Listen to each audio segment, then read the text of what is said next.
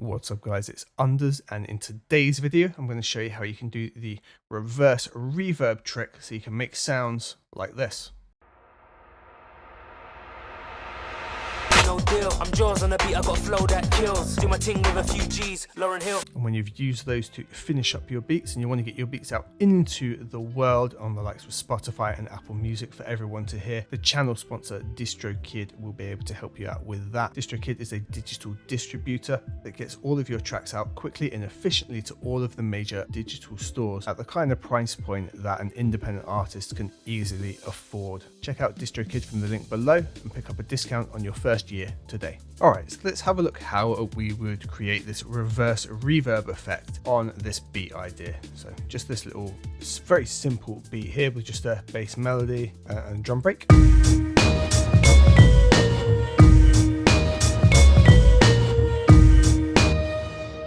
What I want to do is just give the snare a little opportunity to help sweep into the beat. So we'll select everything, just hold command and drag over the whole lot. Let's start building ourselves an intro. Maybe we'll give it 4 bar. What we can do, we'll take the drum loop, we can just drop it over here on another channel, right? Now the snare's just here, and making sure stretches off up here, we could just drag the ends like so, and then we've got a snare, or a clap, whatever you like. Or there's other sounds within here we could use. I think that could work quite nicely for us, like there. Roll that off a little bit, and just slide that as clean as I want by holding down Option.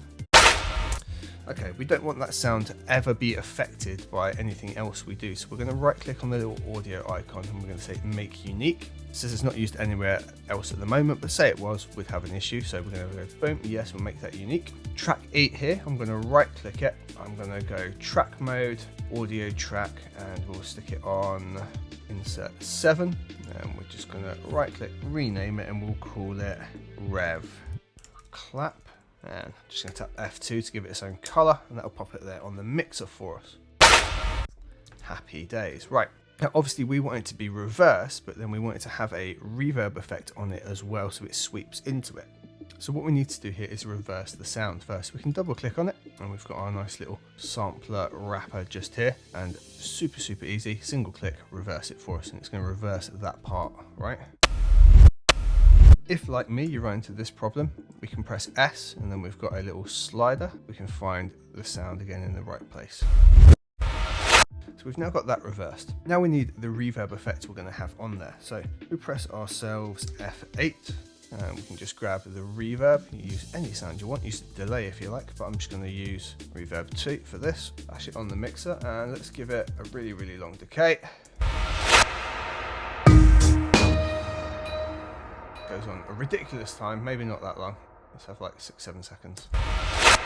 Now where it says Rev Clap, we're just going to right click it. We're going to go consolidate this track. No point in doing full songs, we just do from track start, so just like here. Tail, definitely want to have leave remainder. Definitely want to have it as a WAV. Same bit depth as you got your track ideally. I think this must be at 16-bit. You can play around with everything else, but 32.6 should be fine. Let's just hit start. As you can see, boom, it's rendered that piece out for me and given me a new track. So now we can double click this guy and re-reverse it again. Take loads of our tail away. Make sure we're off slide and back onto brush, and we can take a load of our tail away. Make it so we've got sort of our 4 bar. Have it so the clap is going to land right at the start of the track. Now we've got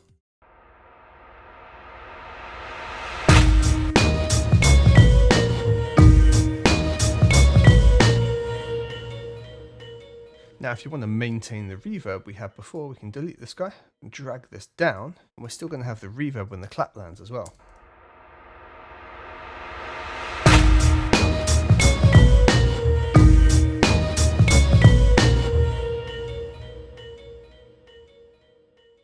And it's as simple as that, guys. That is the easiest way to do the reverse reverb trick in FL Studio. Hope that's been helpful for you, and I look forward to seeing you guys on the next one.